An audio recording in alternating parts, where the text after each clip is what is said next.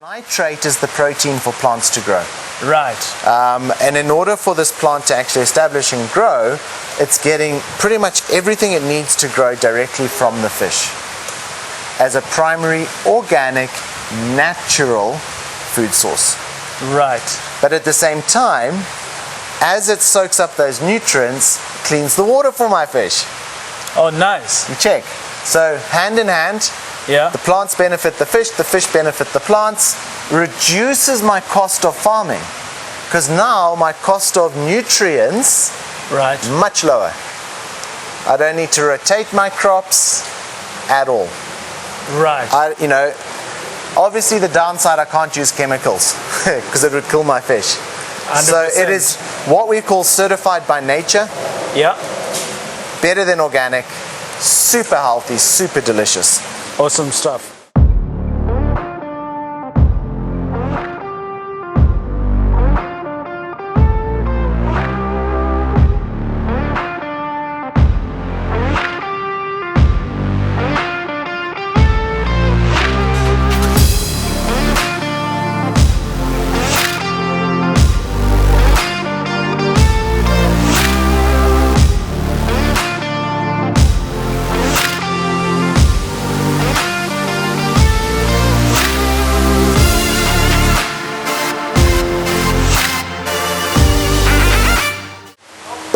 How's it going? And this is Tara and welcome to my best property. And we are out and about today like any other day, but we got a guest. Justin, how's it going? How's it, Tarai? Very well, thank you. Awesome stuff. We are not at a normal usual place where you normally see us with buildings and things like that. This is my best property with a difference. And before we jump on to what this property is all about, you can see that we've got greeneries and all of this. We're going to talk to it a little bit later.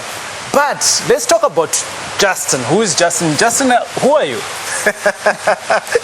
I'm an ex-banker turned farmer / real estate guru, if you could call it that.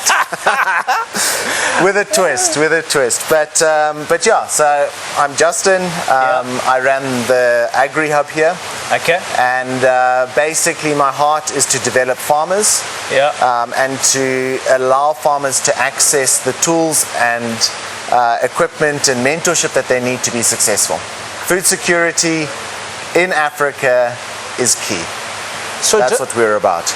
Yeah, so Justin, it sounds like you're working on passion there, and a lot of people tell me that passion doesn't pay. and it doesn't look like it here because there's so many things happening, and if you're working within your passion, because you're talking from the heart, say my heart is this paying? Is this paying the bills? Look, it's paying the bills. Right. And so when I started off as a very new farmer.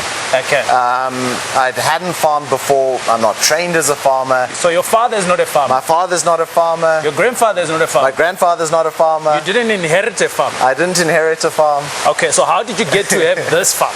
So I fell in love with modern technologies in farming. Yeah. And aquaponics grabbed me. When I learnt about it, I said, wow, why aren't we doing more of this? Right. And so like a lot of people do, I quit my job, I started my farm, I started farming, and as I kind of went through those paces, I realized, wow, this is tough. This is so much harder than being in an office. Yeah. This is 24/7 work.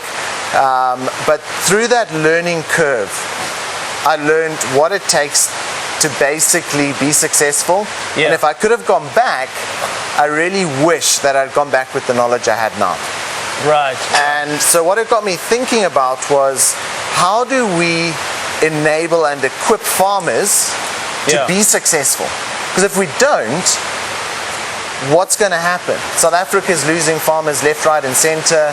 9 out of 10 new farms fail. 6 out of 10 new businesses fail. And the question was why? And that's when about 6 months ago, we changed our entire business model. Right. where we started setting up farms with shared infrastructure and renting them out to potential farmers wanting to go into farming, Yeah. where they can rent this infrastructure, this greenhouse, this tunnel. They rent office space, and then they use our facilities that are available, such as HACCP-approved pack houses, processing, distribution networks. And what we did was took away the complexities that surround farming and allowed that farmer to farm. Okay. So Justin has given us a sneak peek of him, the business. We're still going to drill in a little bit more about you, right? And just now I want to come back to the question where you were a banker. So as a banker, most South Africans, you all know, worldwide, you're getting paid fairly averagely well. That's number one. Number two, you've got a whole list of perks that comes with it. Flying business class around the globe, and medical aid being paid for, company cars. They are just short of giving you a wife as a perk. Yeah. You leave all of that and you go on to be an entrepreneur, to start a farm, and where others are thinking they're failing, Yeah. and where others are saying farming, nah, but you seeing an opportunity in there. Correct. Why? That's entrepreneurship. You know, being an entrepreneur is being able to adapt and change with the times. Right. Okay? You talk about that lifestyle, you talk about the jobs and the perks and everything. Right. But the truth is, what is it doing for our next generation? What is it doing for our children? How is it actually making this world a better place? It's not. It simply isn't, okay? Yeah. Now, entrepreneurship is something that many of us have forgotten, that we are designed as entrepreneurs. God created us to be creative. Right. Okay? And when we start embracing that and being able to understand that actually, if we are able to adapt and change with the times, there is opportunity wherever you look. Amongst COVID, there is opportunity. All right? You can't sit back and say, the shops, the restaurants are closed. That's what happened to us. Yeah. Our farm, literally overnight, we lost all our customers. Well, great, I could continue to farm, but no one was buying because Right. all of my customers were basically shut down. Yeah. So what did we do? We went back to the books and said, what can we do at this time? That's when the Agri Hub concept came in, and we said, what if we could change our business model? Okay. What if we could get a return on an investment on building infrastructure, renting it out, but at the same time generating food, creating our next generation of farmer, Yeah. and that's where this model has started to evolve. Right. And right. that we've also seen an incredible niche in that. You know, like I mentioned to you, within 4 weeks we had 6 tenants who were fully subscribed within Wow. 4 weeks. Wow. Okay.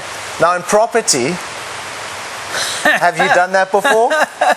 Have you purchased a new property and rented out six apartments in 4 weeks? That's a different conversation, Justin.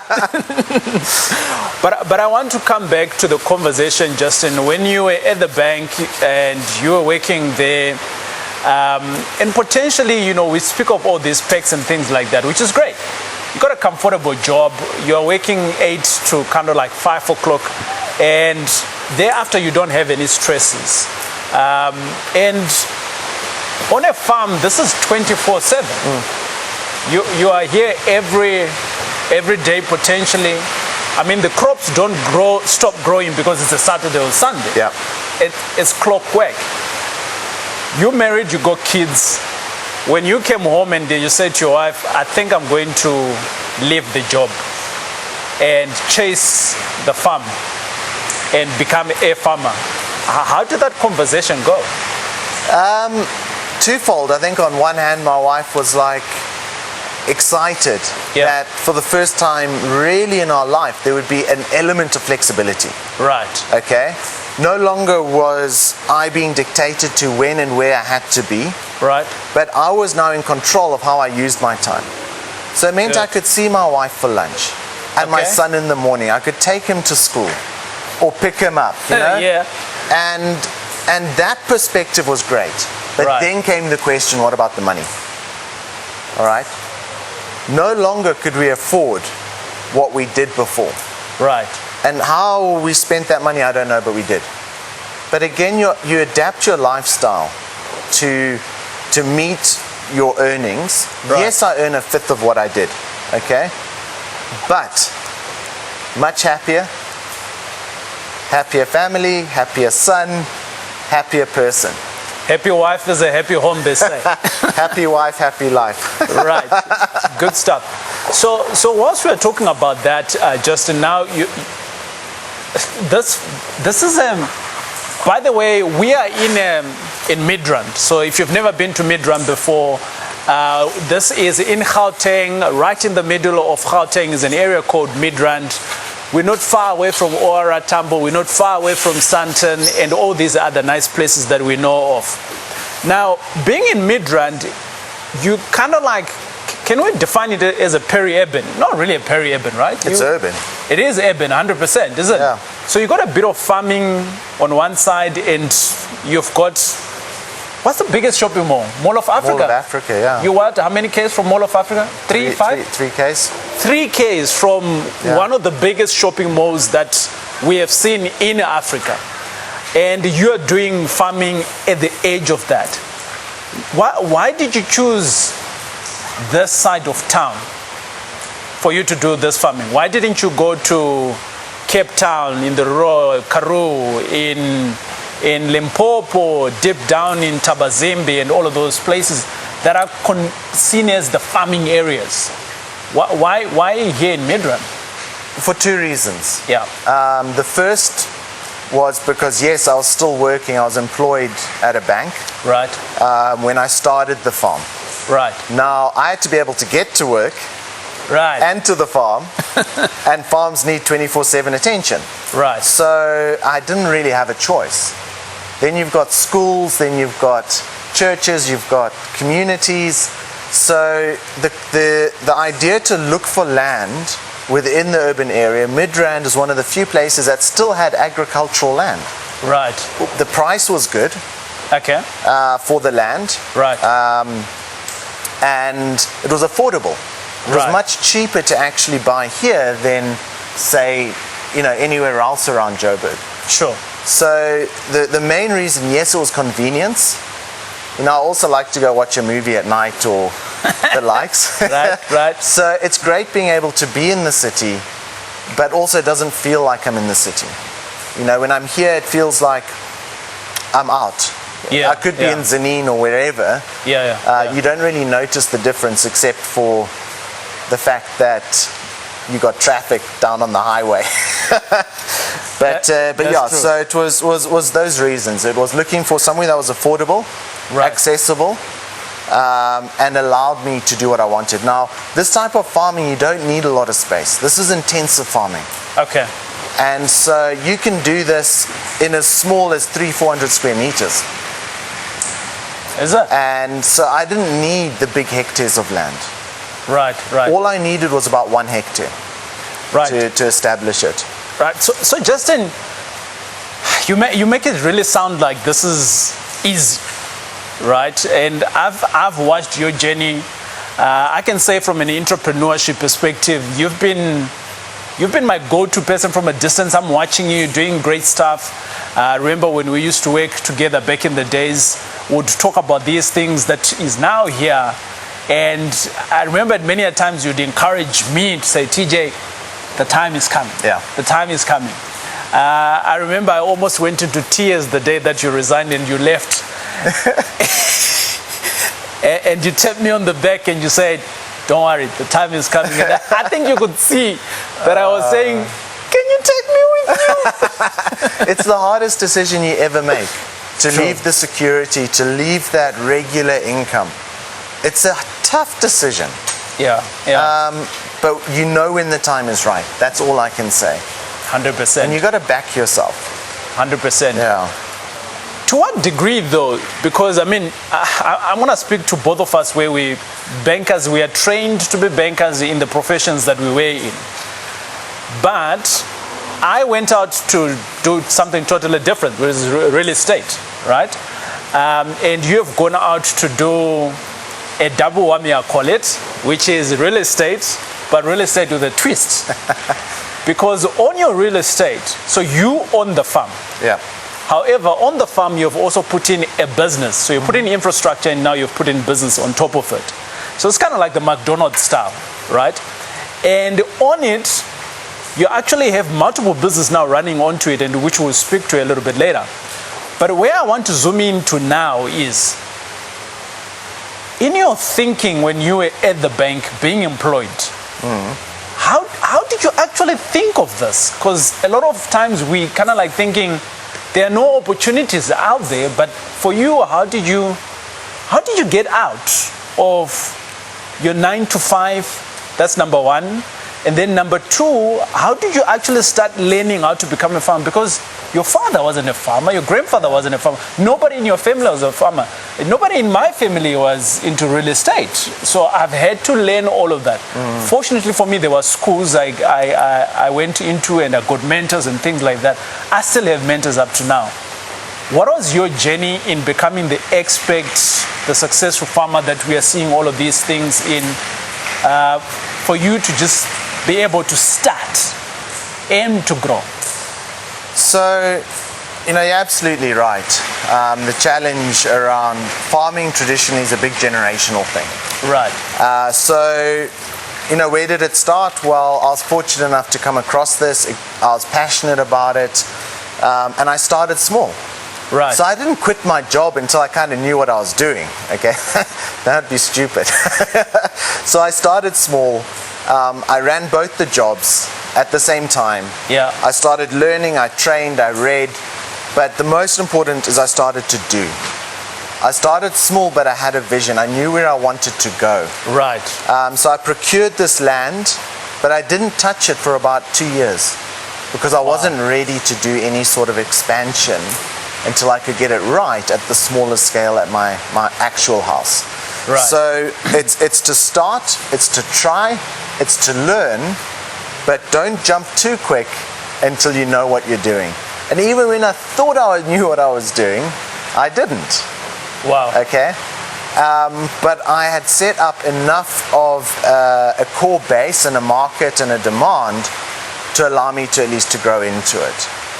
And that's one of the things that I see. I mean, I was a farmer at one point, so I used to do chickens for, if you didn't know, and you've just touched on something that's very important for a farmer, because I think as a farmer, most of the time we think that if we got a good product, that's it. But you're starting off at the end where you have customers, because someone needs to buy your product. Correct. Right? So which means that if you got a good product, yes, but no customers, you're stuck with your product. Yep. I had chickens, great chickens, but I didn't have customers. And then I had to learn that, no. That's not where the focus should be. The focus should be on the customers. And the farming can become an engine because those things can be done systematically when I'm not there. But I need to be out there selling more so that when my product is ready, it's gone. Yeah, correct. Now imagine in that situation as a chicken farmer. Right. All right. If you could go without having to fork all that capital and infrastructure initially, right, where you could go rent that space to grow your chickens, where a market was established for you, and all you had to do was feed the chickens, grow them, and then you knew that you would be able to plug them into a market. So you weren't down 2 million rand on core infrastructure. You weren't down 1 million rand on lost operational opportunities. Think about that cost saving, that opportunity it would have been. Could that have made the difference on your chicken farm? Yes or no? I think I'll still be a chicken farmer. So there we go. So that's the whole concept, is to say, what about thinking smarter about creating those opportunities? Right. Getting the government to buy in to say, sure, let's help with the core infrastructure.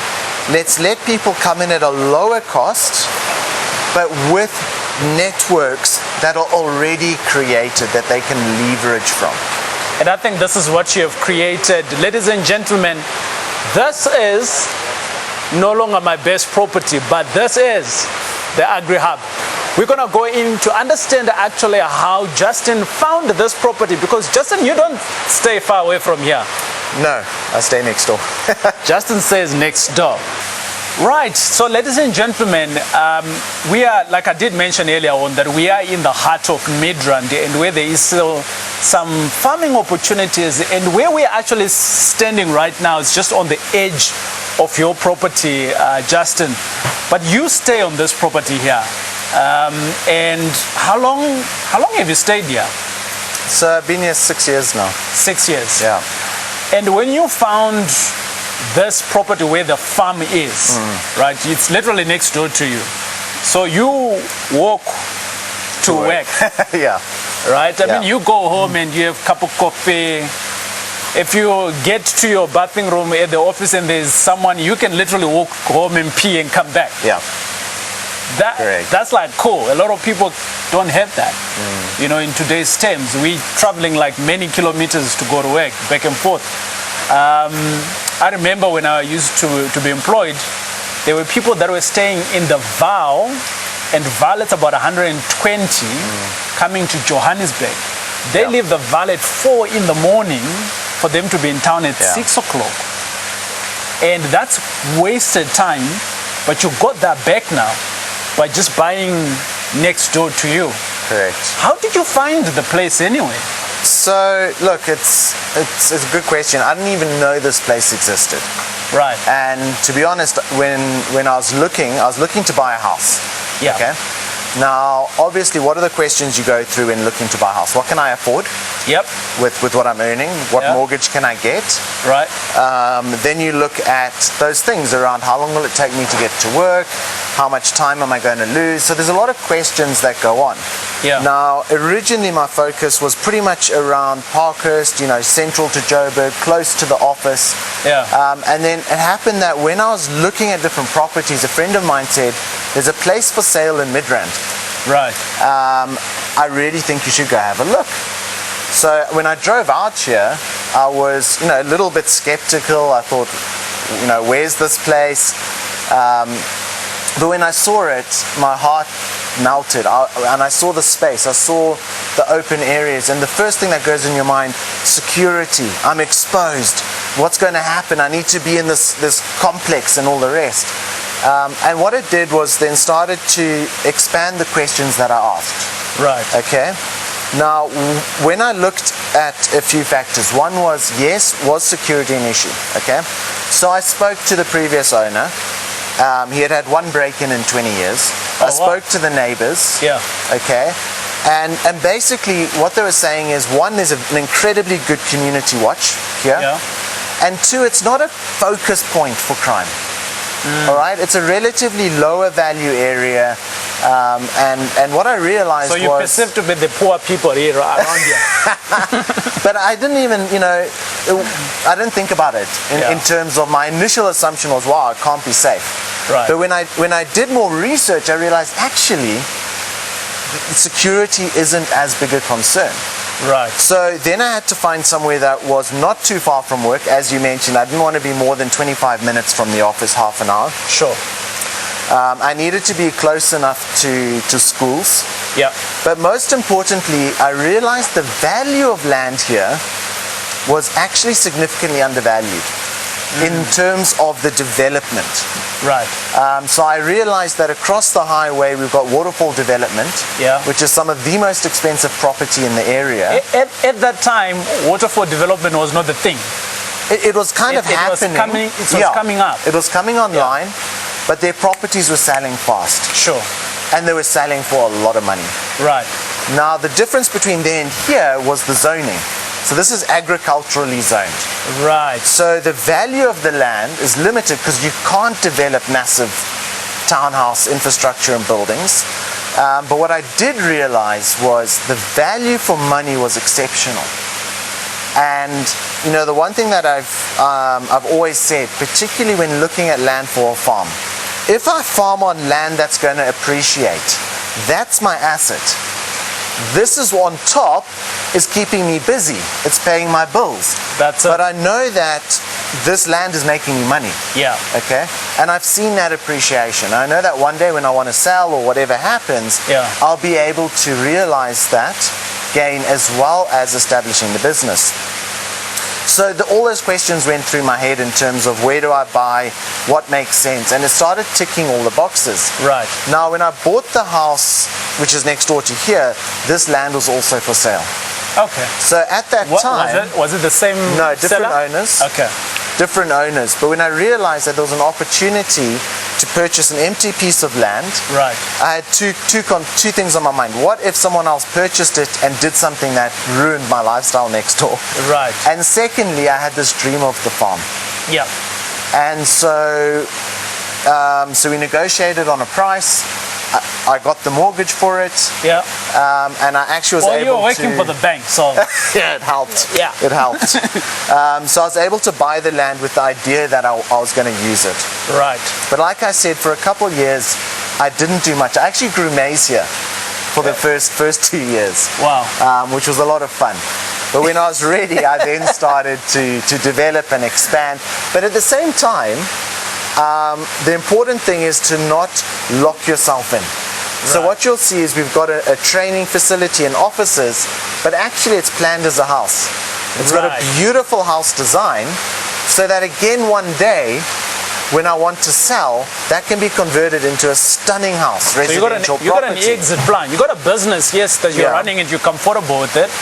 But if Popo hits the fan, you got an exit plan on how do I exit out of this business. Correct, and that keeps my options open. Yeah, yeah, I like that. And so, those are the sorts of things that when going into business, when, developing, don't lock yourself into one piece. Now I've got a great farm, great offices, facilities, but if whatever happened, I wanted to change that model and rent this out as a residential, I could. I haven't Right. closed that door. Right. If we're to talk numbers, Justin, in this area here, I mean, let's not talk about your house. Your house is just next door. Yeah. But when you bought this piece of land, how big is it? It's 1 hectare. 1 hectare. At the time, what, 5-6 years ago? How much did you buy it for? So we bought this plot for 650,000. What? Yeah. Whoa. Yeah. Okay. All right. Yeah, at the time I could have bought that with my credit card. At the time. Your corporate card. Yeah, yeah. But here's the thing, right? I think 600,000 for a hectare in an urban area, it's still a big steal, Yeah, it was. right? Absolutely. The value now, I'm sure it's almost double. Yeah, it's over $1 million on value. So But just the land, just the land. here is the thing. So the value now is sitting at let's just say it's R1 million. You bought it for 600. The difference there, ladies and gentlemen, that's what we call equity. Yeah, Now, the equity is sitting on your balance sheet. correct. And you're Correct. leveraging off that now to do other things on your farm. And this is free money, Yep. if we can call it that way. Now, if you're buying multiple properties and you're building your equity, that's how you get rich, right? But speaking to that now, Justin, now you've got a fully fledged farm, it's running, and I know you're excited, you want us to have a look at it. We are going to do that, and I know we're talking a lot, but it's important to get to grasp who the individual is, because I'm always saying, guys, it's pointless to go into ventures and all of these things if you don't know who you are.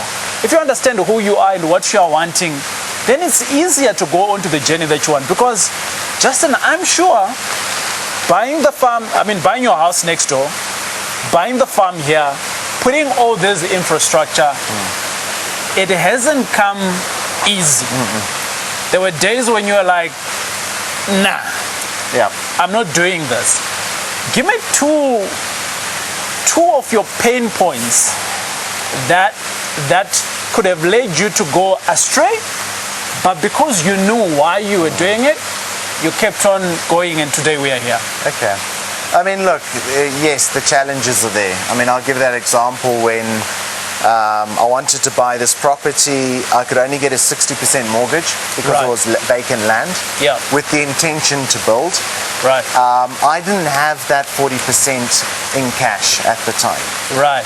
but I had to find a way to raise it. I mean, back then that was 150,000 rand, thereabouts, 200,000.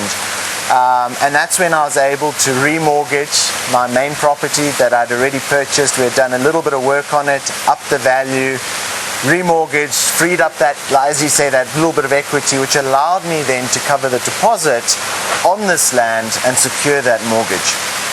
Right.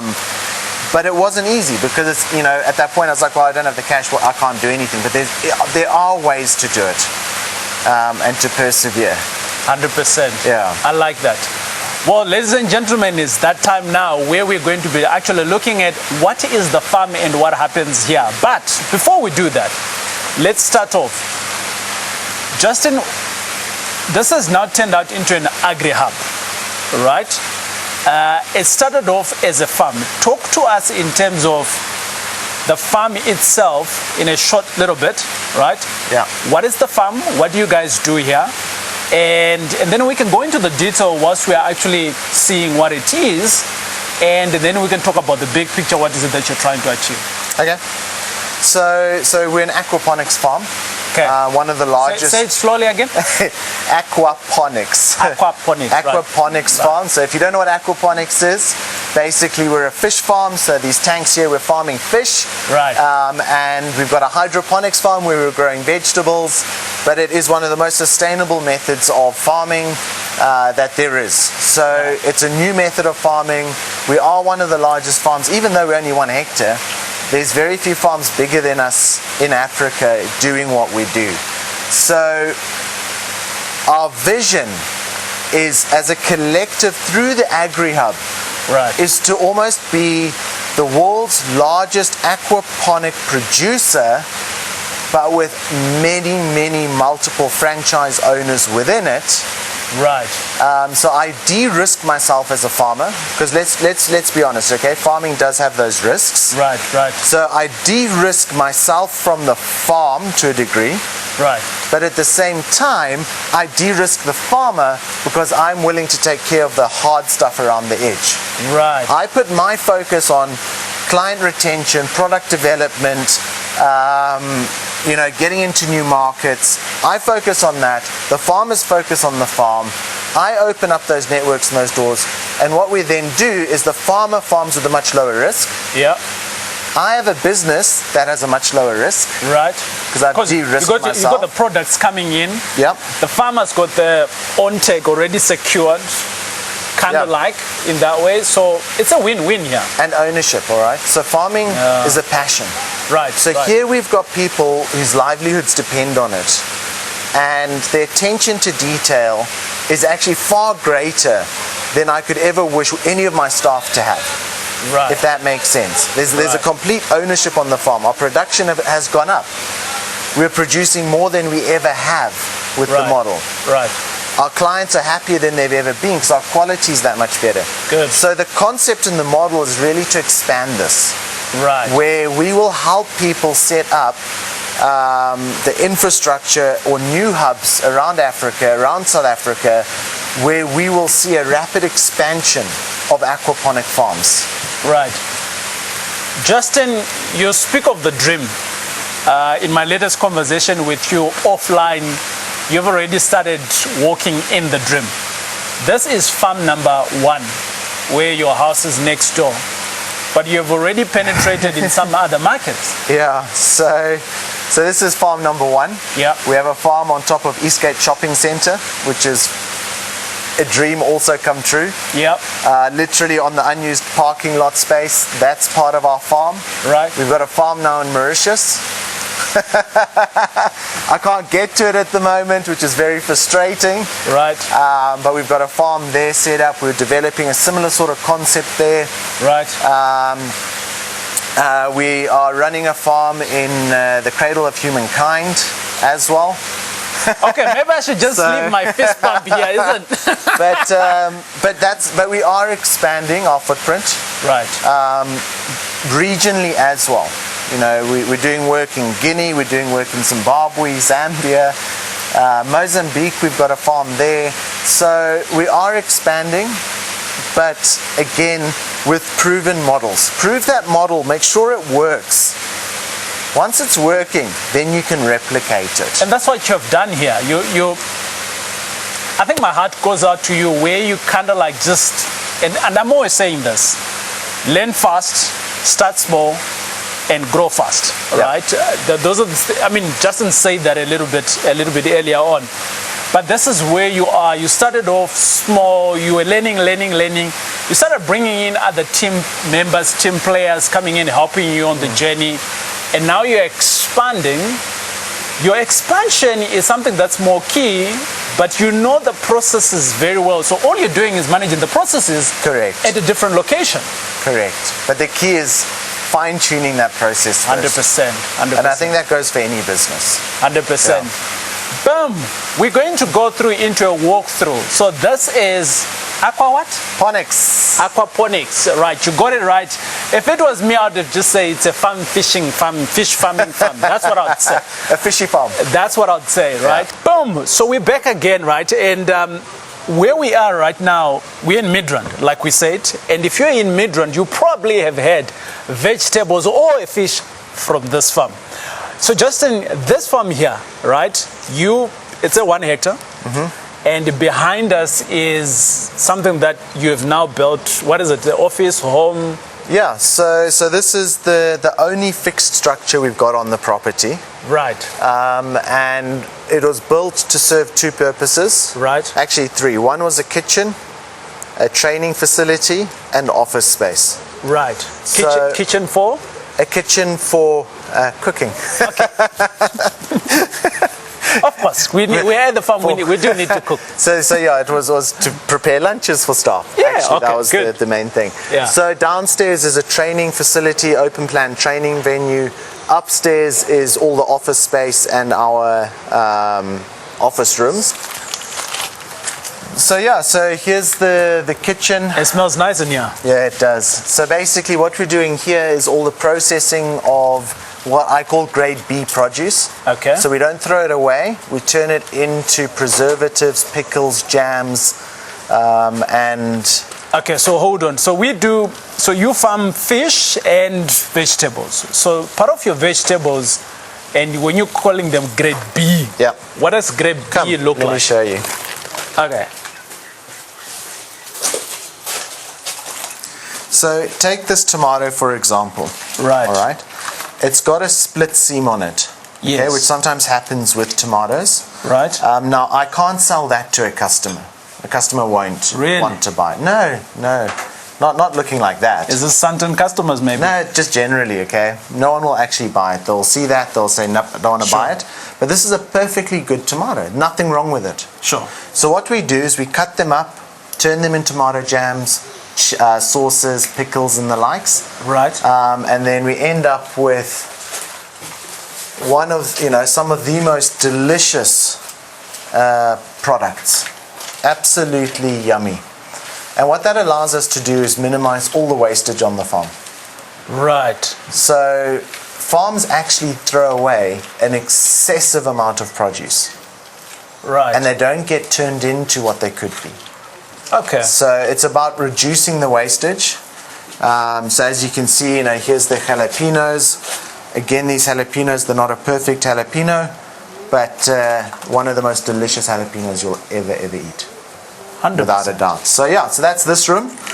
And Junior, let me show you some of the other rooms.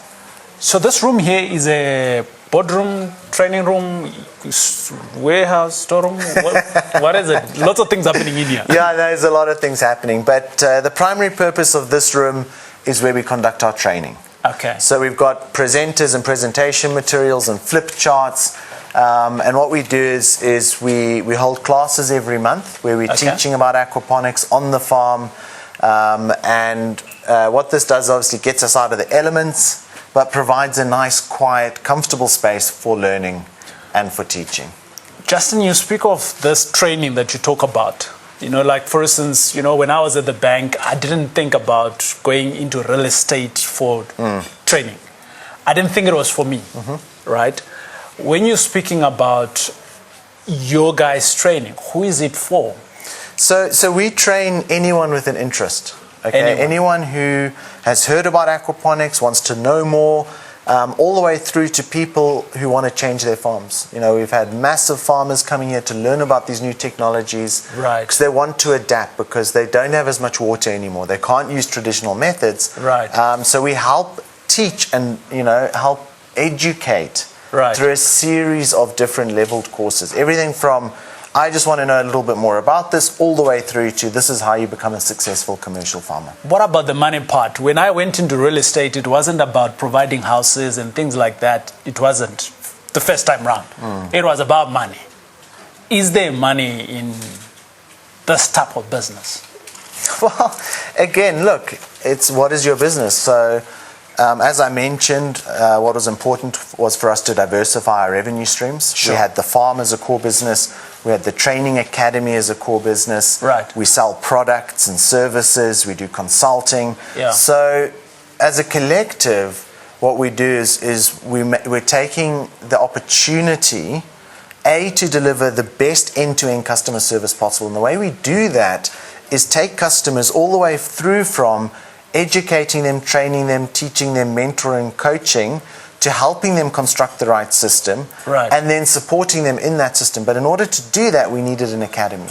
We needed a distribution center. We needed a warehouse. We needed to develop and create our own products. Yeah. But at the same time, we're keeping that value chain of the customer within our business. So our goal is to... A customer is not a customer for a day who comes on training. That customer, we want that customer to be our customer for 10 years, 20 years. Right. And that's what it is about being in aquaponics. You can literally come in, anyone who's got an interest, you want to start off. Do you really need a big space like this one to start in aquaponics? Like, what's the smallest that you can do for you to start? Look, at home you can start in 2 square meters. Oh, wow. So you don't need a lot of space. And you can start learning the results, seeing the results. Correct. You can start growing your own food at home. Wow. You know, you don't have to buy it. You can grow it yourself on a veranda if you need. You know, we've shown we can do it on a rooftop. You can do it anywhere. I like that. But yeah, but come. So let's go upstairs. So as you can see, you know, it's all work in progress, but so be that. But yeah, so upstairs, this is now the office space. So what we've done here is created a nice professional space for staff to work. Right. Got administration, HR, finance. We've got social media. We've got sales consultants, customer representatives. Yeah. All here providing those services for the Agri Hub and on behalf of the Agri Hub. So this is like the engine room of our business. 100%. Yeah. Cool. Let's go and see what the farm looks like. Right. So we are inside the greenhouse. Greenhouse. Yes. So we are inside the greenhouse. You call it a tunnel as well, isn't it? White tunnel? Because it's a tunnel? It's a tunnel. Okay, good. Just making sure, you know, this is aquaponics. So I want to get the terminology correct. So what happens here? I can see that you've got, you know, back in the days, I used to farm, right? Yeah. Like growing up. This is shallots. This is all spring onions. Spring onion. So as you can see, those roots are submerged in the water. Right. But that water that they're submerged in is coming from my fish tanks. So it is super high in ammonia and nitrates. Right. Now, That's what the magic need is. to grow? Correct. So nitrate is the protein for plants to grow. Right. And in order for this plant to actually establish and grow, it's getting pretty much everything it needs to grow directly from the fish as a primary, organic, natural food source.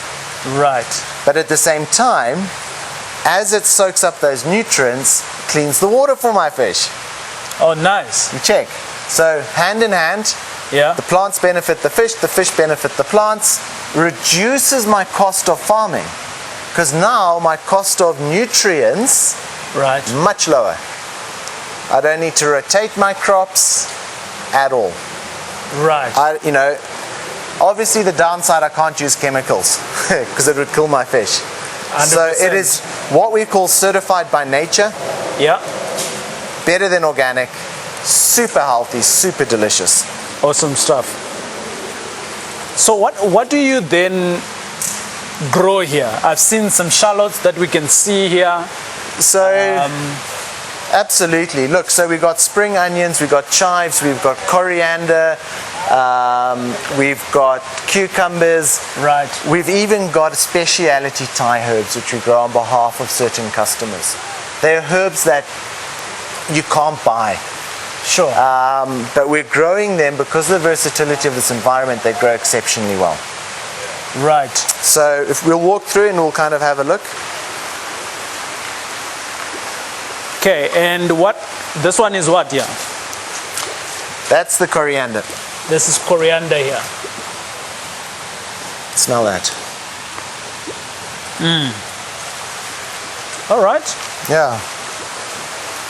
And this is always a goodie. See if you can guess what this is. No, I don't know what this is. I don't know. What is it? Lavender. Looks different. Yeah, dummy. Yes, it does look like lavender. It is lavender. Okay, what about this one? Nah, this one I know. Come on.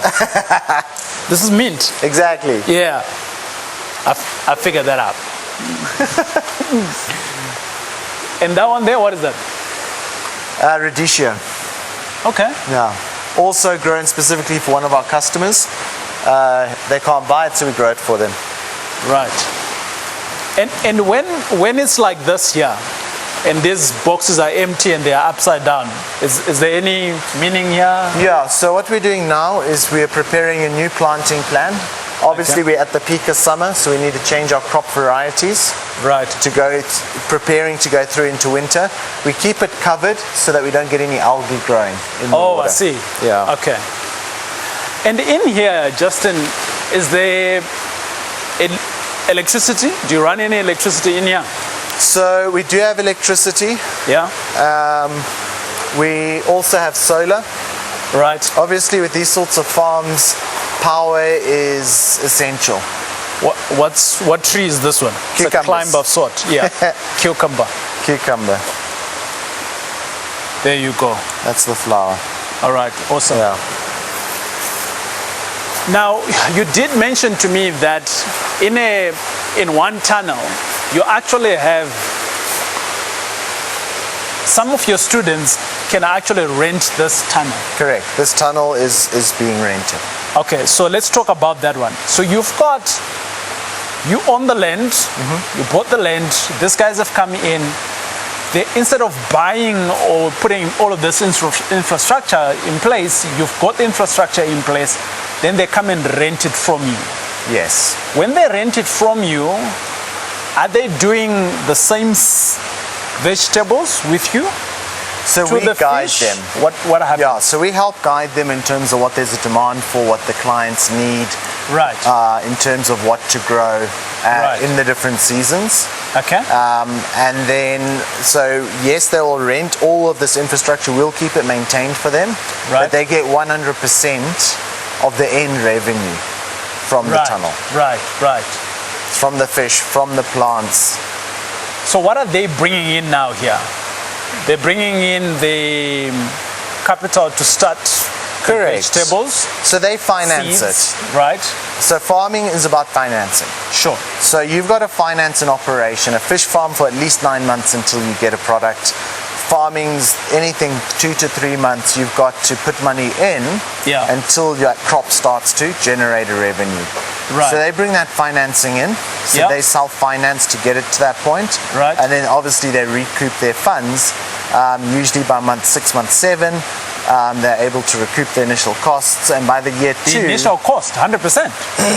No. The initial outlay of seeds and all of that. How much are we talking about? Per month? It costs... So to put in perspective, it costs one of our farmers, on average, about 40,000 Rand a month to farm a tunnel. Okay. That's for the staff, electricity, labor, seeds, everything. Right. So, and the earning potential of one of these tunnels is about 100K. Okay. So, in terms of your first few months, that 40, 80, 120, that has to be financed by the tenant. Right.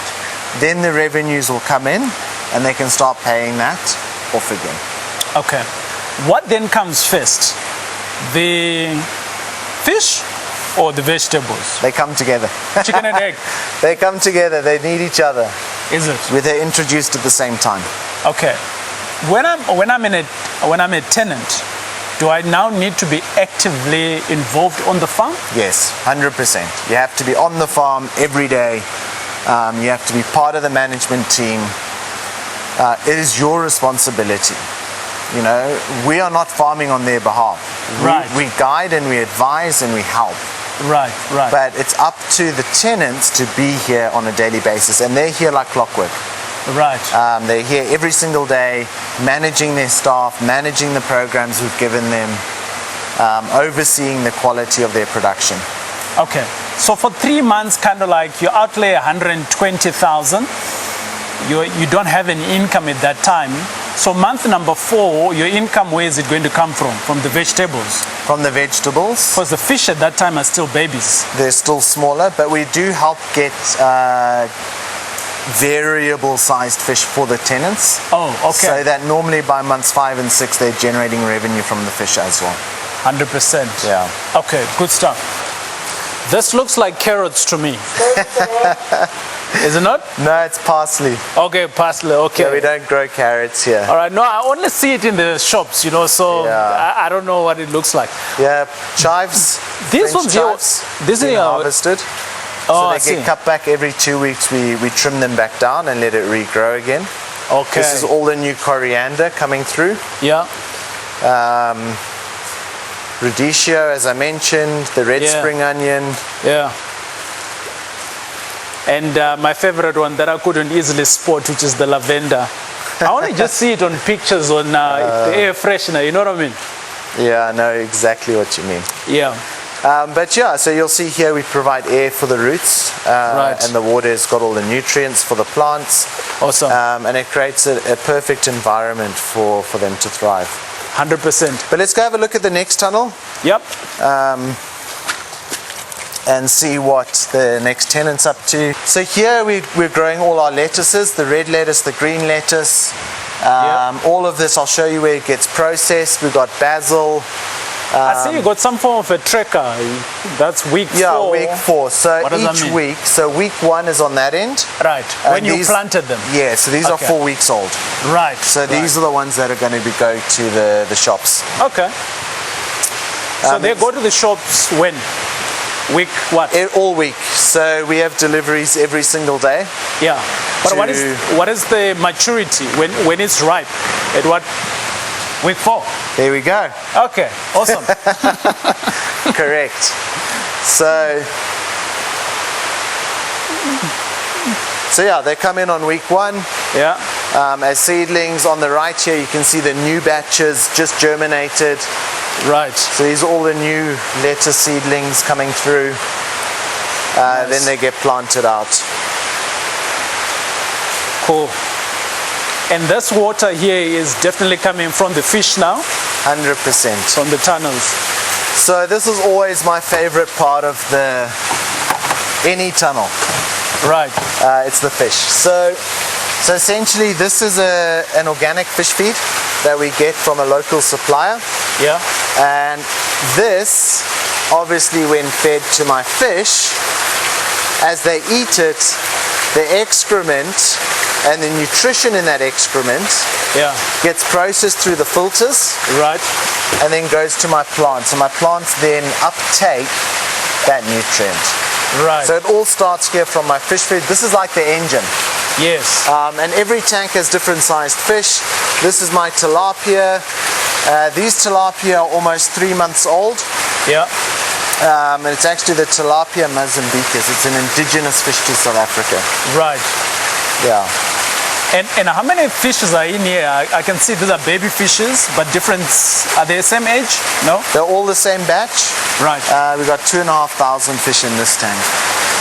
And then they get split out as they get bigger. Into the different tanks. Yeah. What can go wrong in here? Oh, lots. If that water stops flowing or my air stops being produced, I have an unnaturally high number of fish in here. Right. The fish will only be able to survive for maybe half an hour. So that's another benefit of being here. We've got Eskom, which we know is not reliable. Right. We have solar, which is pretty reliable, but days like today, it's not helping me. Right. And we've got generators. Okay. So we make sure our tenants have 24-hour power. They don't have to worry about it. All they have to do is top up their prepaid meter to make sure that we allow power to come to their tunnel. Awesome, Swiss. Yeah, but And they that- can sleep at night. Right. So in a nutshell, you got a tenant. Tenant's got a tunnel, the infrastructure, like you get a house, right? And you run your own water, which is it prepaid? Do you do prepaid water with your tenants? No, per tunnel? it's part of their rental, the Okay. water. We use very little water here anyway. Is it? Okay. Yeah, it's all recycled. Right. But water's included in their rental. They just pay the electricity bills and then all incidentals in the month. Right.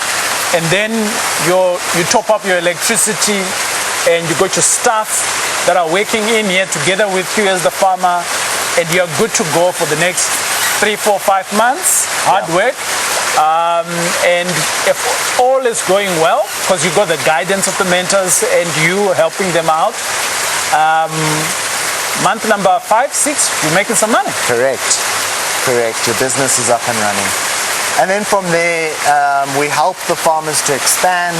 So if a tenant leaves, they always have first right on acquiring another tunnel on the premises. But Right. also with the demand, we are looking to get more tunnels put in so Right. that the farmers can grow into them before taking that plunge to go off on their own. But they'll never be on their own. We'll always be there to support them. But at least I know they go in with eyes wide open. 100%. Yeah. We're going to speak to Warren, and Warren, he is one of your tenants. Correct. So he came in as a student, He started on one of our training courses. right? How far back did he start? It would have been in April. So we April started 2020. 2020. 2020. April 2020. Right. And in lockdown, we started doing online training. He was one of our first students. Right.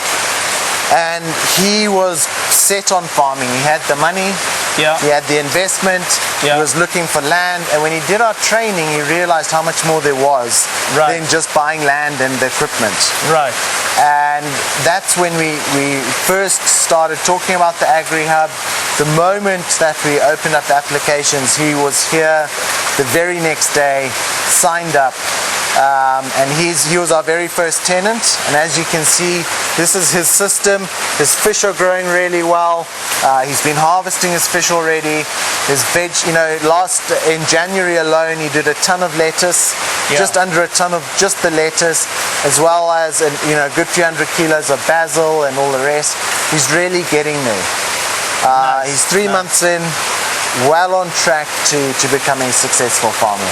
Awesome stuff. We're going to talk to Warren now. Boom! Welcome back. And I am standing here next to me with Warren. And Warren has been a student, like me. He's also a student. But above that, he is no longer just a student in this business of aquaponics. He started off as a student. He came in knowing nothing about aquaponics. And Justin, together with the team, they've put him under his wing, and he is thriving. And I want to introduce you guys to Warren. Warren, how's it going, and welcome. Very well, and yourself. Thank you. Awesome stuff. Warren, your background, you a farmer? Not always, no.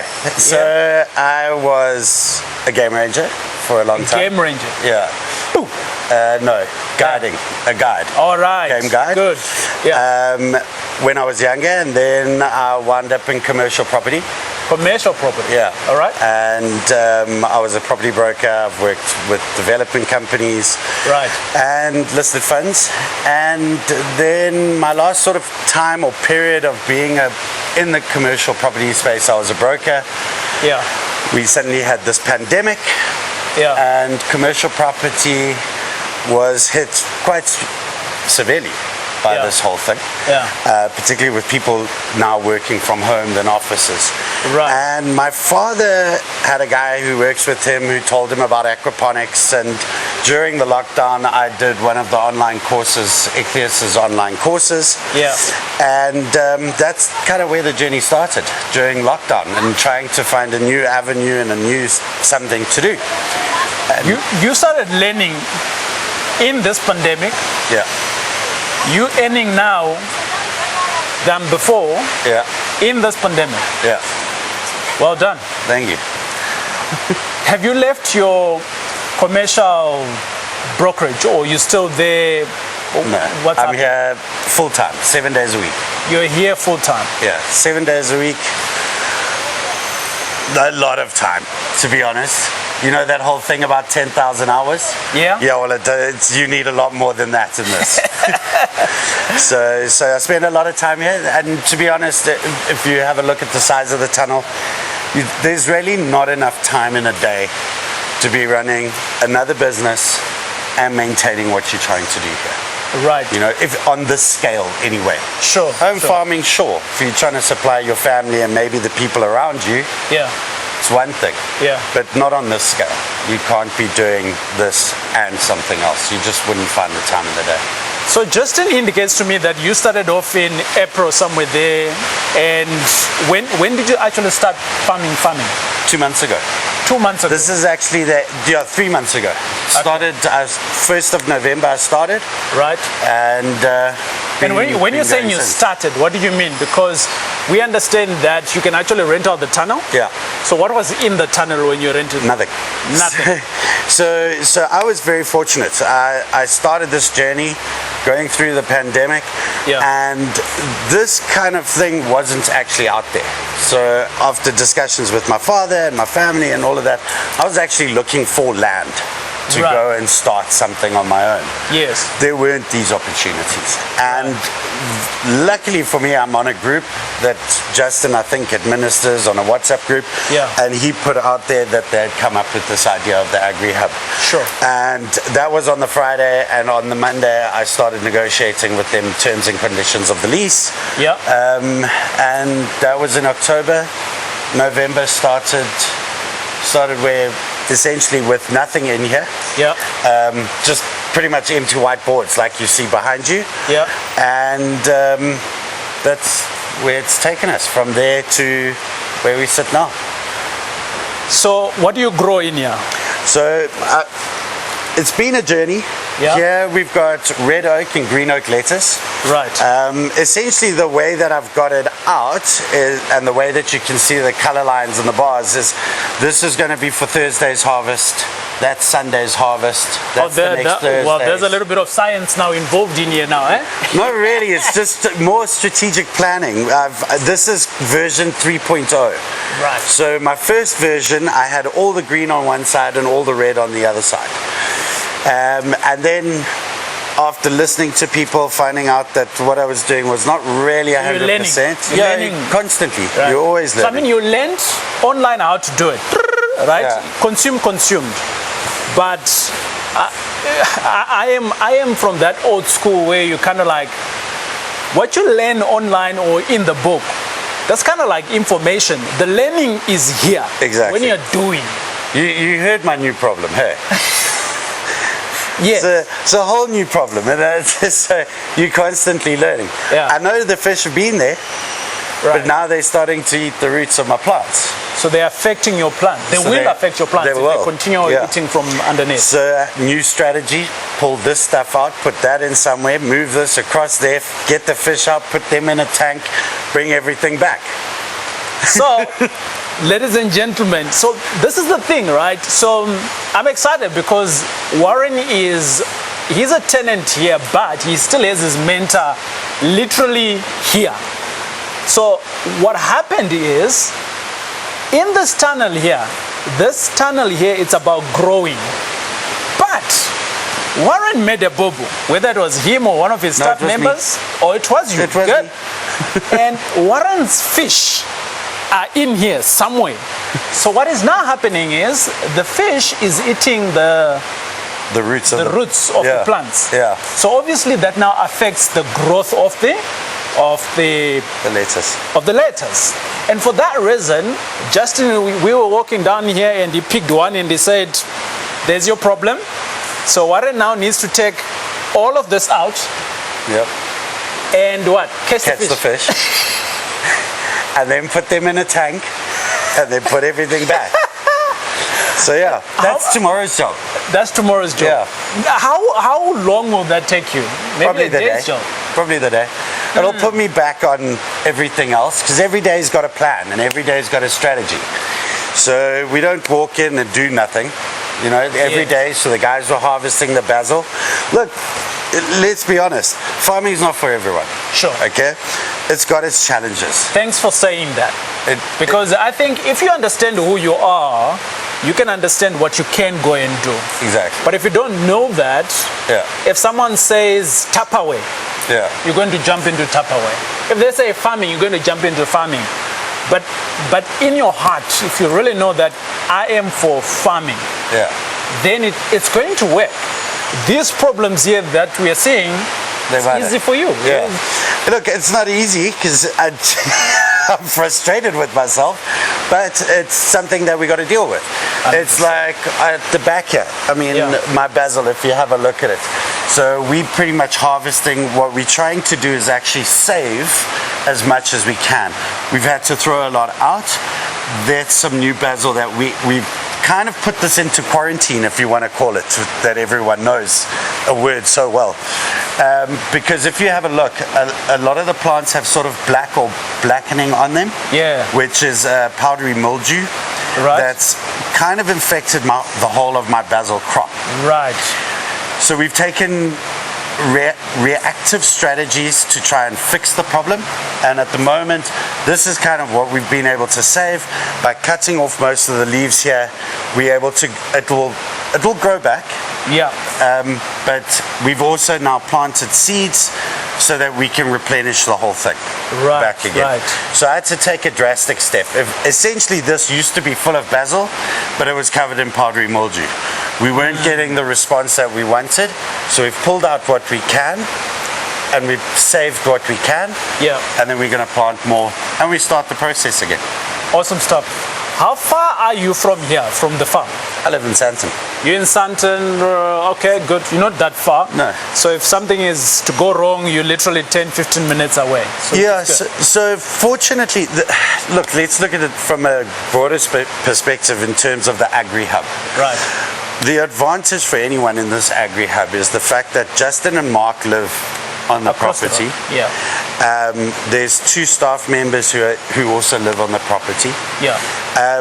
And if there is something that is major and dramatic, they are on hand to deal with it. 100%. So if you take from there, I haven't had a phone call in the middle of the night.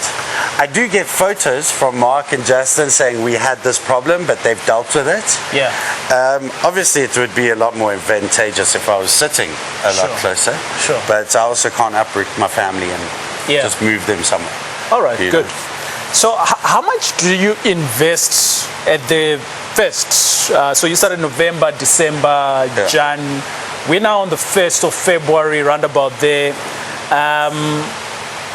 To invest for you to start off, in terms of monetary value, how much are we talking about? Look, I've been very lucky from this basis that when I started, I was able to buy seedlings, so there were already plants that were grown. I was able to start with what they had on the farm.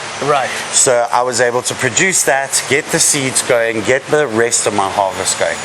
So if I had to you have harvested already? I've done so let's take January, I did half a ton. Half a ton? Of lettuce. Wow. In January. To the market? To the market, well, to the pack house. So you've had a return then? As yet. So I'm still paying my loans off. Of course, yeah.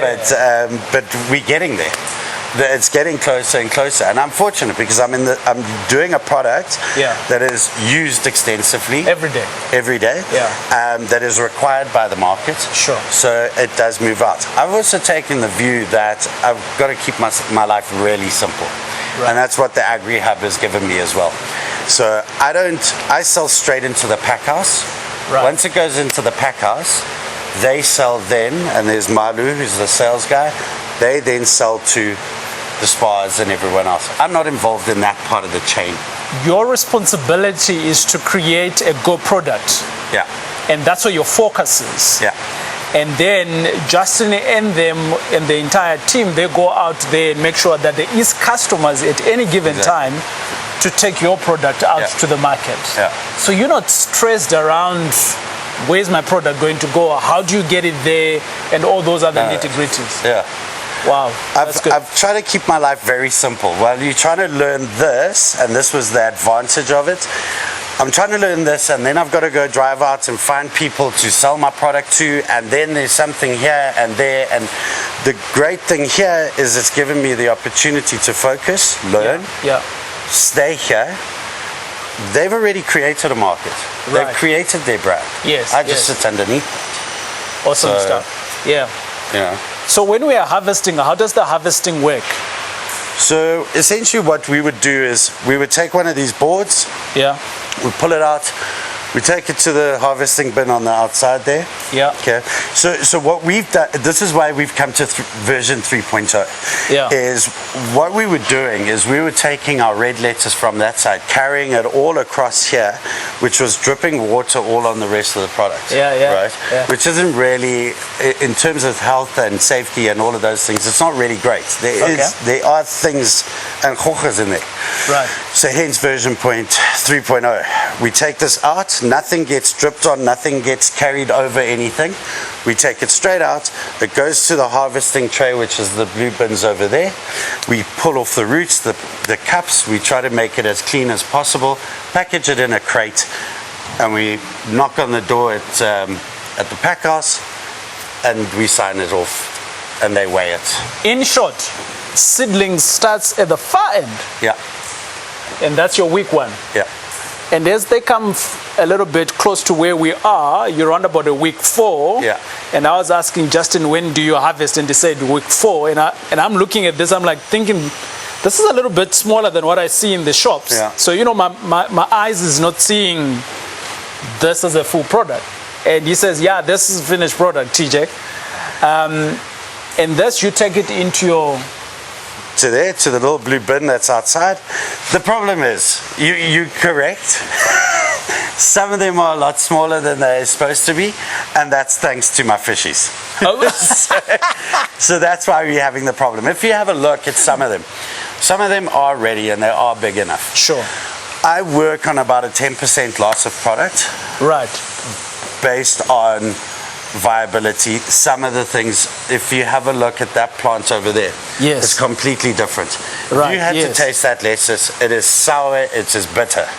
We cannot sell that, so we'll just throw that straight away. That's basically bunny food.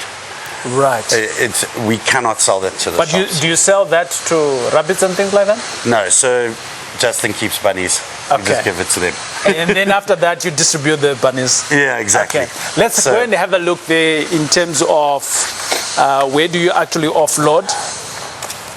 Right. So your guys will offload from here. So we'll go from there. Right. We'd come to the harvesting tray here. Yes.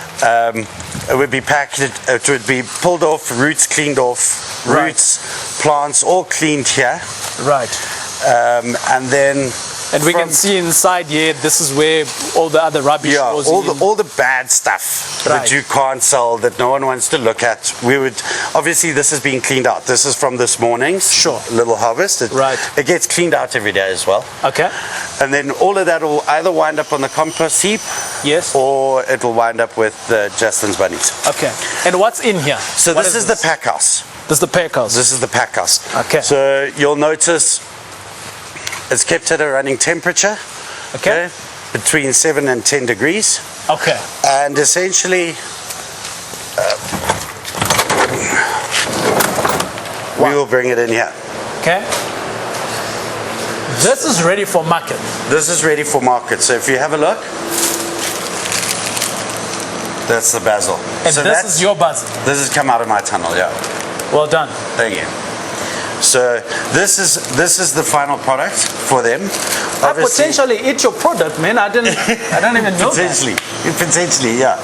So what we'll do is we'll bring it in those blue bags, bring it in the crates. You can see there's chives, there's spring onions, tomatoes, all of that. It'll come in here. We weigh it. Yeah. Okay. Then the ladies,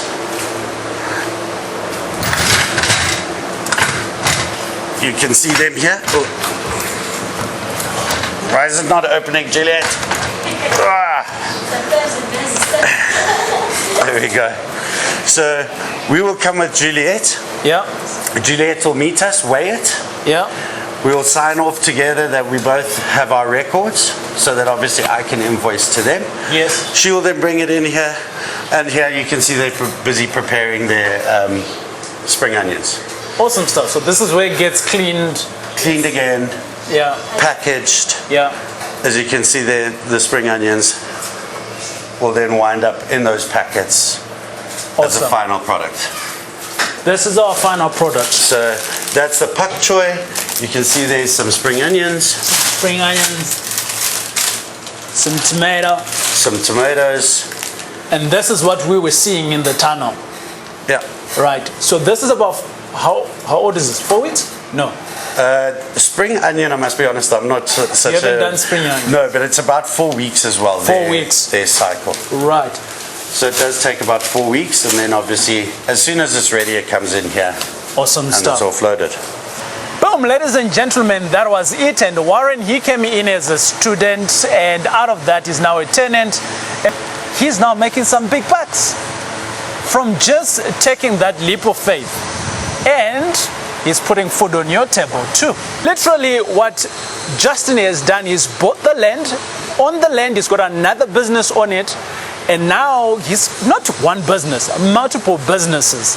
And out of it, he is making sure that the food security for our nation is secured for you and I. These are the things that fascinate me. And this is why we call this my best property. We'll check you on the next video.